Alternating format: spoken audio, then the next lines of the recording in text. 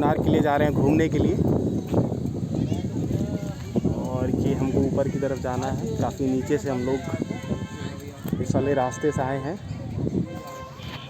काफ़ी चढ़ान था और हमें ऊपर की तरफ जाना है, जो कि ये रास्ता जाएगा इधर से, यहाँ से दाएं। थोड़ी देर में कॉल करूँगा आपको 5 मिनट में, फिर मैं दिखाता हूँ आपको।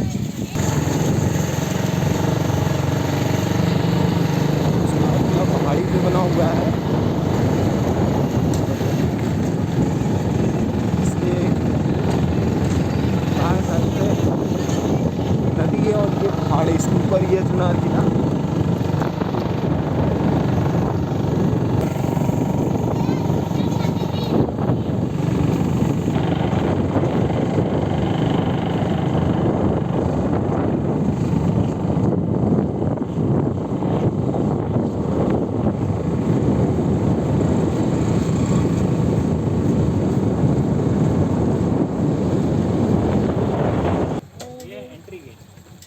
ये चुनार किला का एंट्री गेट। आपको बताते चलें कि चंद्रकांता जो सीरियल था उसकी शूटिंग का बहुत सा हिस्सा यहाँ पे शूट किया गया है, अगर आप ध्यान से देख पा रहे हो तो। ये व्यू देखिए, और ये नदी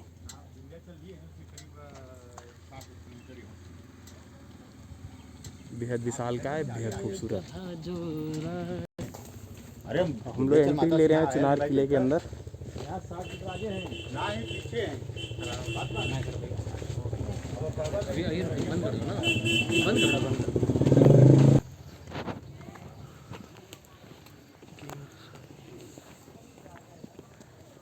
एंट्री करने के बाद आपको ये चुनार किले के अंदर दूसरा गेट दिखाई देगा। यहाँ से हम लोग लेफ्ट चलेंगे और वहाँ से जैसा कि हमारे साथी बता रहे हैं लोग कि बाएं तरफ घूमना है। साथ में यहाँ पे एक पुलिस कैंप है, कुछ ट्रेनिंग स्कूल टाइप का।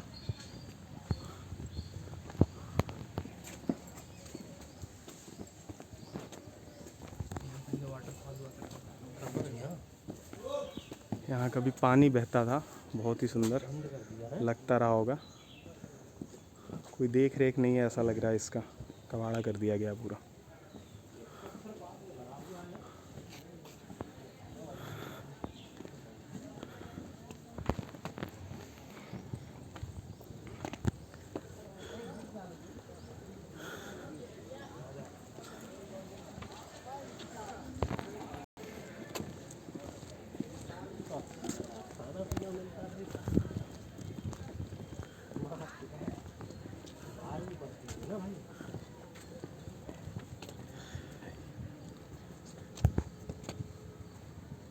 फांसी देने वाला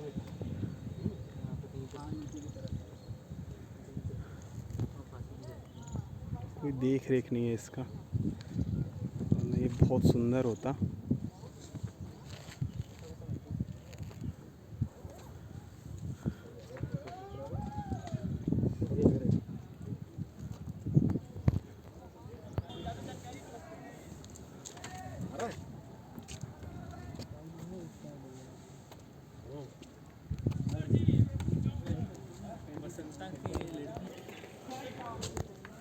किले के अंदर यहाँ पे ऐसा लग रहा है मंदिर का निर्माण किया गया है।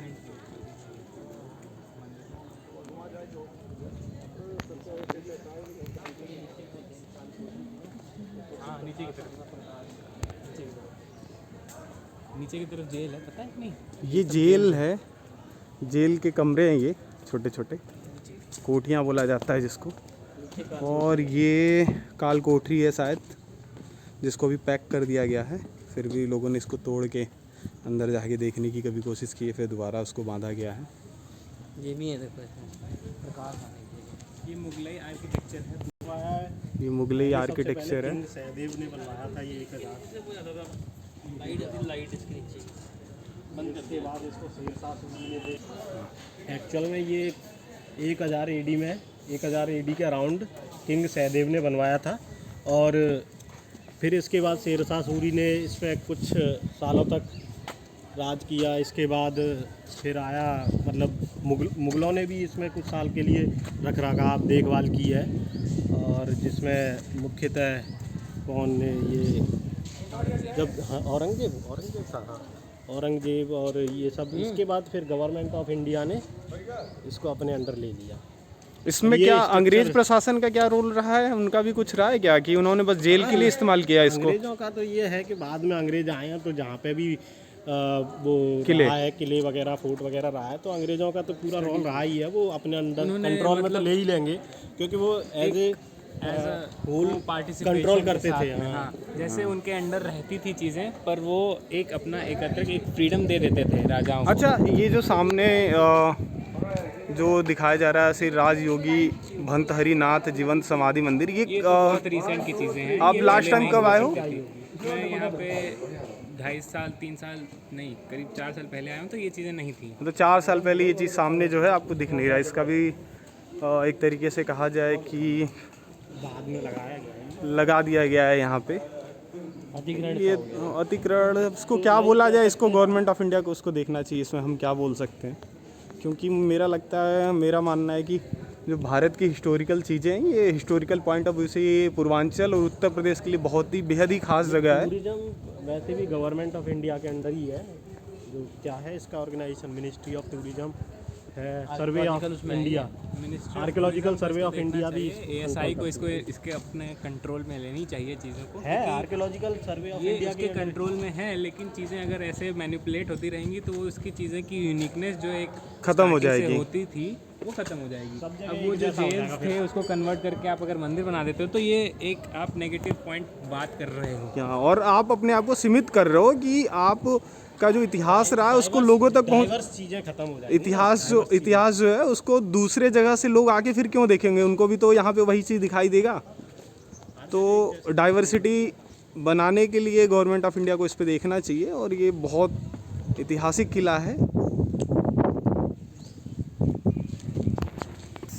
किले की और जहाँ तक सारे किले हैं आसपास, रामनगर वाला हो गया या चुनार वाला हो गया, इसकी खास बात यह है कि इतना एलिवेशन है इन किलों में कि यहाँ तक न बाढ़ पहुँच सकते थे। अगर आप एनिमीज़ अगर कोई हो जो अटैक करने वाले हो तो उनको भी समय लगेगा, क्योंकि इतना घुमाव है इस किले तक पहुँचने में कि उनको समय लगेगा और चीज़ें पता चल जाएंगी पहले से कि कुछ हो रही है। और मैं रामनगर का भी किला घूमा हूँ, वहाँ पे मैंने कई घंटे समय दिए थे। मुझे सेम चीज़ जो आप बोल रहे हैं, बिल्कुल वही चीज़ मुझे वहाँ महसूस हुई थी। ये जो मटेरियल यूज़ किया गया है आयरन रॉड टाइप का, ये रॉड होने लगा है। अगर इसको स्टील का बना देते, अगर इसको प्रोटेक्शन करना ही था अगर इनको, तो इसको माइल्ड स्टील का बनाना चाहिए था इन्हें। पर जो भी इनको लगा हो कि इस पर एक्सपेंसेस नहीं देने चाहिए या ऐसा कुछ खास इस पर नहीं रखना चाहिए, तो वो उनका होगा। पर अगर आप एक चीज़ों की खूबसूरती बनाए रखना चाहते हो तो उसको आपको मैक्सिमम जो प्रोडक्टिव चीज़ें हो, जो आने वाले मान लीजिए 10 साल के लिए नहीं, आने वाले 100 साल के लिए होनी चाहिए, तो आपको उसको उस हिसाब से काम करना चाहिए था। पर इस पर हुआ नहीं। बाकी जैसा तो हमने कहा है कि मिनिस्ट्री ऑफ टूरिज़्म को इस पर ध्यान देना चाहिए कि एक ऐतिहासिक एक पद्धति है जो हमें 1000 साल पुराने 1000 साल पीछे ले जाती है। ये जो आपको दिख रहा है, ये जो रेलिंग लगा के अंदर घुसने से, ये एक्चुअली में ये जो पीछे का आपको स्पेस दिखाई दे रहा है, ये कभी बहुत ही खूबसूरत नज़ारे लेने के लिए बनाया गया होगा। क्योंकि यहाँ से जो आपको आगे की साइड अगर आप देख पा रहे हो, तो आगे भी इसी तरीके का एक दिखाई दे रहा होगा दरवाज़ा, जिसको ये रेलिंग लगा के, मेटेलिक रेलिंग लगा के वहाँ से किसी की एंट्री को बंद कर दिया गया। उससे जस्ट पीछे की तरफ ही नदी है। तो आप इमेजिन कीजिए कि आप एक अच्छी हाइट पे आपका कमरा हो या एक खुला बड़ा स्पेस हो, और उससे थोड़ी दूरी पे एक नदी हो जिसका बाढ़ का भी पानी आप तक न पहुंच सके। तो सोचिए। हम अंदर की तरफ आ चुके हैं। ये जो सामने मैं आपको दिखा रहा था, इसमें मुगलई आर्किटेक्चर है, बहुत ही खूबसूरत। यहाँ पे नक्काशी की गई है। ऐसी नक्काशी में जब राजस्थान में गया था, जयपुर के किले घूम रहा था, तो वहाँ पे भी मुझे मुगलई आर्किटेक्चर की नक्काशी देखने को मिली थी। वहाँ पे मेटल का भी इस्तेमाल किया गया था। इनसाइड ये जो आपको डिजाइनिंग दिख रही होगी बहुत ही सुंदर है, और ये बता रही है कि इस पर कितना मेहनत से काम किया गया था उस समय, यहाँ हजारों साल भले कोई पुराने। भी इस्लामिक या अरेबिक वर्ड नहीं दिख रहा हो, पर ये जो स्ट्रक्चर है वो हमेशा मुगलिया आर्किटेक्चर में ही दिखता है, चाहे वो ताजमहल। आप एंट्री लेंगे तो आगे की तरफ गुंबद एक दिखाई देगा आपको। ये गुंबद का अंदर का हिस्सा है। अब ये किस पर्पज से इस समय बनाया गया था ये मैं कह नहीं सकता हूँ। बेसिकली ऐसी चीज़ों को उस समय एकांत समय गुजारने के लिए बनाया जाता था, कहा जा सकता है, या संगीत के प्रोग्राम कराने हों।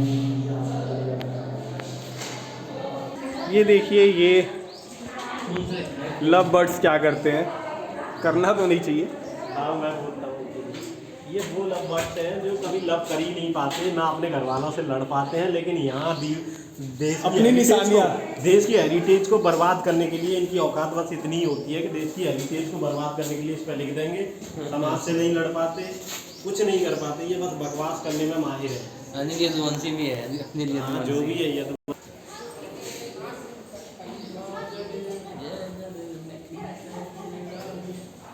अब हम जा रहे हैं ऊपर की तरफ, यहाँ से एक सीढ़ी, लोग एंट्री ले रहे हैं, देखते हैं क्या है। काफ़ी टूरिस्ट आ रखे हैं।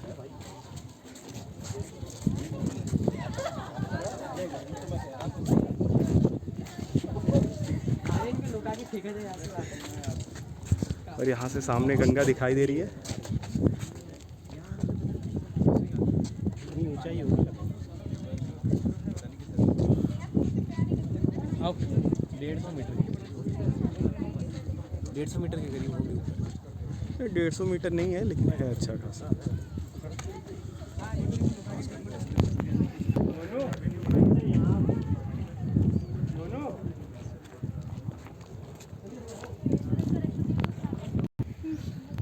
किले के टॉप पे हम लोग हैं अभी। सामने का जो ब्रिज है वहाँ से मैंने आपको दिखाया था शुरू में।